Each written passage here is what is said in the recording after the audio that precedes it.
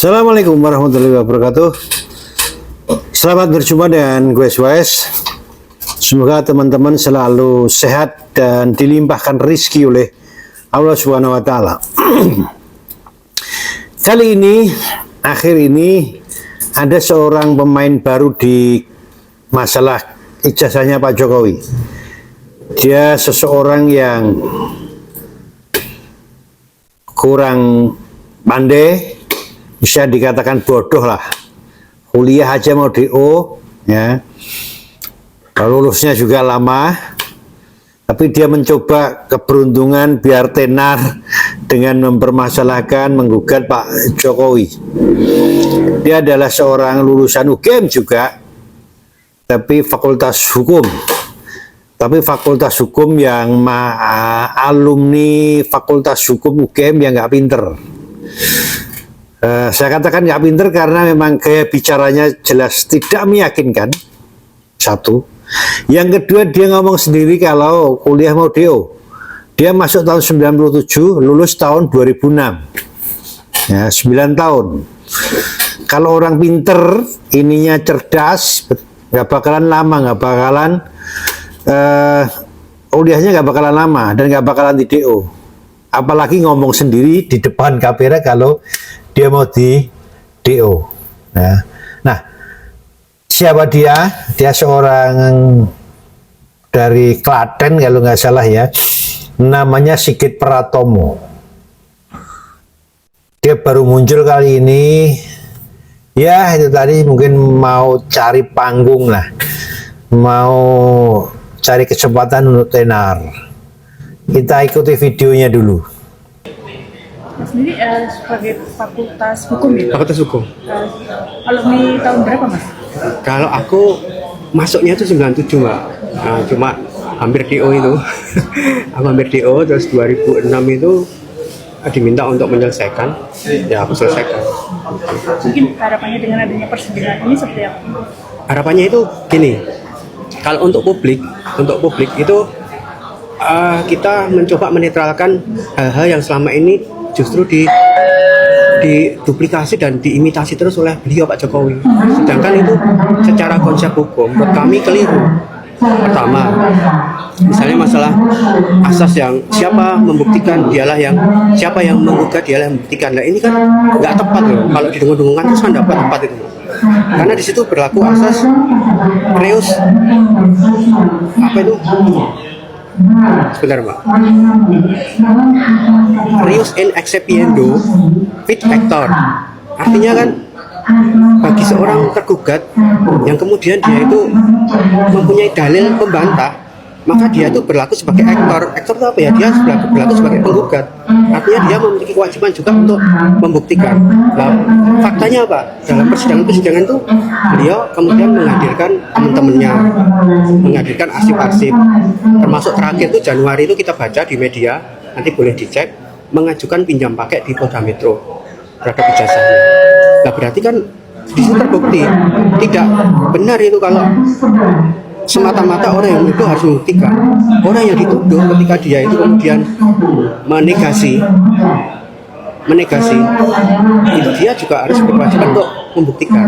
Itu yang pengen kita agak hapuskan lah dari publik, karena publik diriuhkan hal-hal yang menurut kita kurang tepat mengenai aktori incumbent probation itu hanya potongan asas tetapi tidak pernah diterangkan secara detail, hanya dipotong, hanya kegunaan untuk narasi di luar persidangan. Kalau aku sih mendudukkan diri sebagai alumni.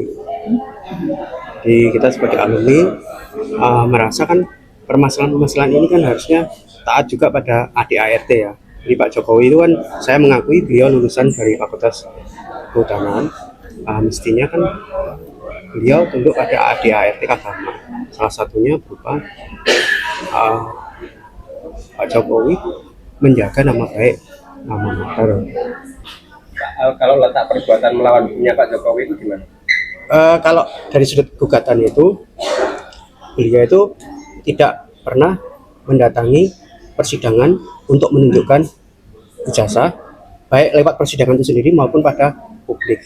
Nah, kami melihat ini anomali. Jadi tidak tidak ada kepantasan, asas kepantasan di situ tuh tidak berlaku gitu. Dan sedangkan menurut kita kepantasan itu kan juga berlaku dalam kehidupan sehari-hari. Seperti itu. Jadi letak perbuatan melawan hukumnya di situ. Ini ada kegaduhan, terus itu tidak ada upaya stop. Jadi hanya berpegang pada beberapa tadi penggalan-penggalan asas hukum itu. Siapa yang membuktikan, siapa yang menduga dia harus membuktikan. Terus apa? Tidak ada kewajiban hukum. Nah jelas dari gaya bicaranya kelihatan sekali kalau dia nggak pinter. Ya. Waktu ditanya dia mau pakai bahasa Latin kelihatannya atau bahasa Inggris tapi lupa, sehingga minta waktu dulu untuk mengingat-ingat. Dan dia kurang paham dari omongannya, dia sebetulnya nggak paham tentang hukum, ya. Nggak paham, saya yakin nggak paham. Kalau mahasiswa pinter itu sekali lagi lulusnya cepat dan dia cerdas, cara ngomong cerdas, apalagi orang hukum, ya. Nah semoga ini menjadi pembelajaran buat rekan-rekan semua. Kalau mau titip tenar, nggak usah menuntut Pak Jokowi, nggak usah nuntut orang lah. Ada cara tersendiri untuk jadi tenar.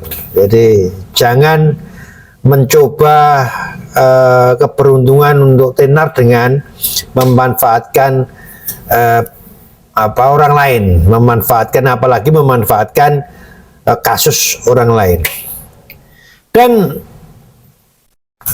Refli Harun kelihatan sekali akhir-akhir ini kelihatan sekali panik, takut kalau Roy Suryo di penjara pakai baju oranye. Kalau masuk ke persidangan P21 jelas Roy Suryo pakai baju oranye dan ditarik. Sebetulnya bukan Roy Suryo yang ditakutkan. Refli Harun takut kalau Tifa. Yang ditakutkan Refli Harun sebetulnya Tifa. Dia nggak menginginkan Tifa ini masuk penjara, ya. Proses persidangan pakai baju oranye dan nanti masuk penjara, itu yang ditakutkan Refli Harun. Nah dari paniknya itu Refli Harun juga yang pakar hukum tata negara, yang awalnya pinter tapi juga akhirnya jadi bego juga. Ya statementnya ngawur lah, kelihatan sekali kalau dia panik. Nah kita ikuti dulu videonya Refli Harun. Persoalan yang paling mendasar adalah Pak Jokowi, JKW, itu diperkirakan akan menghindari semua forum pembuktian ijazah. Kalau dia bilang nanti di pengadilan, bohong dia. Kenapa? Iya, karena sesungguhnya dia menghindari semua forum pengadilan untuk pembuktian ijazah. Salah satunya adalah dia menghadang agar tidak sampai kepada pembuktian. Dan kami tegaskan Pak Jokowi akan hadir nanti di persidangan dan menunjukkan ijazahnya. Dari SD semuanya. Semua dari SD, walaupun yang dipersoalkan yang UGM mungkin, tapi yang sebelum-sebelumnya Pak Jokowi juga berkenan untuk menunjukkan. Ini kami bersilaturahmi tentunya dengan Pak Jokowi, sekaligus kita memberikan sedikit update lah ya dengan perkembangan kasus yang ada di Polda Metro Jaya. Karena kami yakini perkara ini akan segera disidangkan juga, jadi kami tadi cukup diskusi juga tindak lanjutnya seperti apa, prosesnya nanti berapa lama dan sebagainya. Tapi di luar itu juga kami diskusi banyak tentang ya hal-hal pribadi, mengenai ekonomi juga, mengenai isu-isu nasional, ya kami banyak dapat masukan juga, dan ya, Pak Jokowi juga banyak memberikan pandangan-pandangan lah, jadi lebih banyak sharing-sharing. Sudah ada jadwal? Kami belum dapat informasi mengenai itu, tapi yang jelas tadi juga kami konfirmasi lagi, walaupun kami sudah tahu sebenarnya ini, tapi kami konfirmasi lagi ke Pak Jokowi, Pak, nanti kehadiran Bapak di sidang akan seperti apa, dan beliau tegaskan bahwa nanti saya akan hadir di persidangan dan menunjukkan ijazahnya. Jadi kami bukan meminta tapi mendesak. Demi hukum kasus ini harus segera dihentikan. Berpikir nggak kasusnya ini kasus pidana? Kalau lanjut ke persidangan, masalah akan pakai rompi orange dan mungkin ditahan.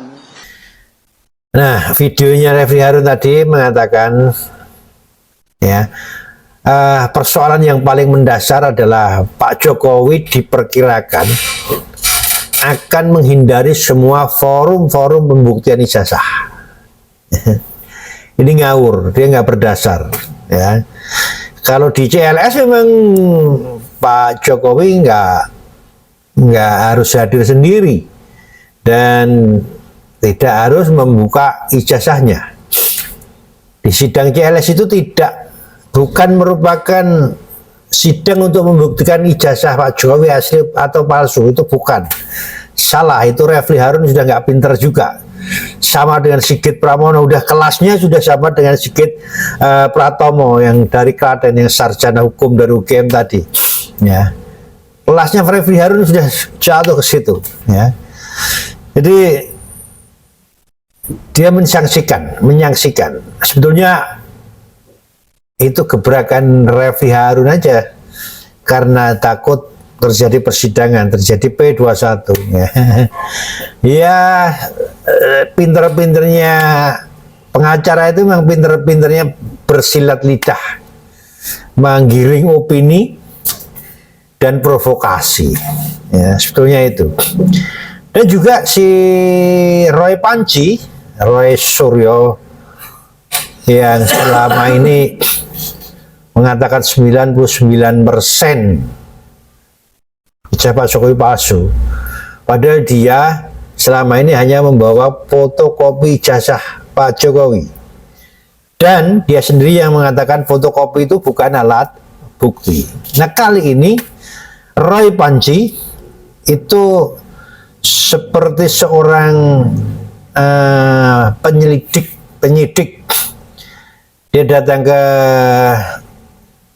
bekas pasar Pramuka, membawa kru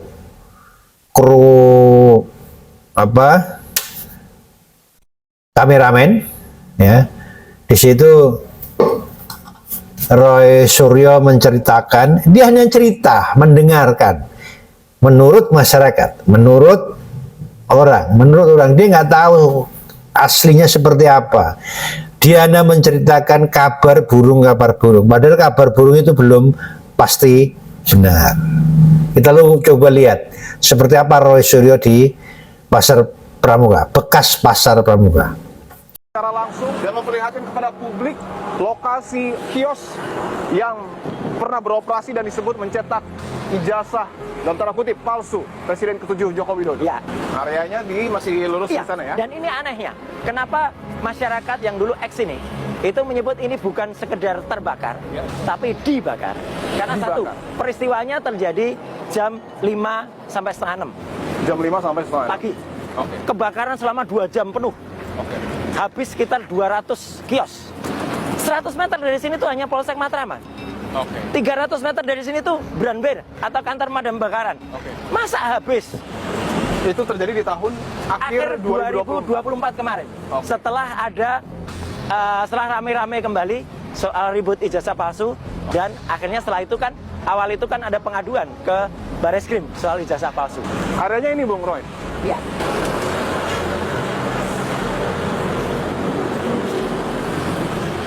Saya akan tunjukkan saudara, Bung Roy Suryo akan memperlihatkan kepada kita bahwa masih ada seperti sisa-sisa bangunan yang kemudian diduga dulunya merupakan kios dari pasar Pramuka Pojok ya.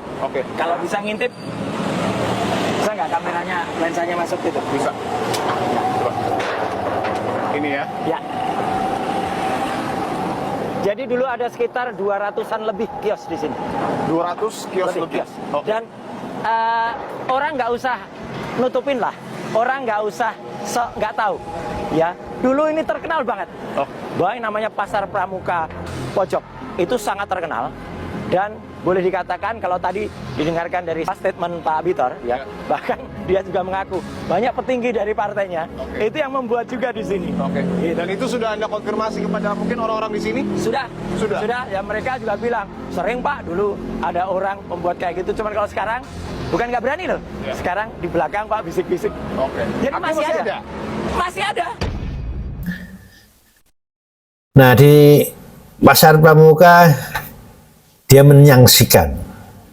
Katanya masyarakat, menurut kabar masyarakat, pasar Pramuka itu, bekas pasar Pramuka itu waktu terbakar bukan terbakar tapi karena dibakar, ya, karena dibakar. Selalu menggiring opini yang nggak pasti, belum ada kepastian secara hukum. Dia mengatakan ya, kalau memang itu dibakar mestinya ada proses hukum dan ada tersangka dan terpidana. Karena itu tidak ada, ya berarti dia hanya menyebarkan hoax, kabar yang nggak pasti, ya. Dan sisa video kemarin Abraham Samad, ada sebuah video lagi ya tentang Abraham Samad yang katanya dia tidak ada kaitannya, tidak ada hubungannya dengan permasalahan ijazah Pak Jokowi. Dia nggak ada masalah dengan Pak Jokowi, hubungannya baik-baik saja dan nggak ada hubungan dengan permasalahan ijazah. Katanya itu pembelaannya. Kali ini ada sebuah video yang dia berorasi sangat semangat untuk melawan Pak Jokowi. Nggak usah lama-lama, kita ikuti videonya. Yang terpenting saya ingin katakan bahwa siapapun yang bermain di dalam kasus ini, baik oknum aparat ataupun oknum-oknum yang berada di belakang Jokowi, akan saya hadapi sampai titik darah. Pak Roy Suryo sudah pernah dipenjara. Saya pikir apa yang dialami sekarang itu bagian yang sangat kecil dalam kehidupannya. Saya pun juga sudah pernah mengalami kriminalisasi. Dan sekali lagi, ini tidak membuat kendor saya. Nah, dia semangat banget. Ya, Abraham Samad itu memprovokasi audiens dengan semangat. Siapapun yang bermain di kasus ini, baik oknum aparat maupun oknum yang ada di kubunya Pak Jokowi, akan saya hadapi sampai titik darah penghabisan. Hebat, hebat. Tapi sekarang setelah terpojok, dia mengatakan nggak ada kaitannya dengan kasus Pak Jokowi. Padahal jelas ada video dia provokatif tentang ijazah Pak Jokowi. Yang kedua, Roy Panjik kelepasan ngomong Abraham Samad koordinatornya. Kemudian Tifa mengatakan dalam pidatonya, seperti saya ingin ketemu Pak Abraham Samad. Sudah lama nggak ketemu, setelah 6 bulan berjuang bersama untuk membuktikan ijazah Pak Jokowi palsu. Dan pengacaranya Roy Panjik juga mengatakan bahwa Abraham Samad ini ada di belakang mereka, dia koordinator, ya. Sekarang udah nggak bisa berkutik lagi, dia nggak bisa mengelak lagi siapa Abraham Samad. Padahal dia seorang dulunya lawyer, dulunya juga terakhir dia menjadi ketua KPK. Tapi ininya jadi bodoh. Kembali seperti tadi Sigit Pratomo. Endingnya seperti apa? Ikuti terus Quest. Wassalam.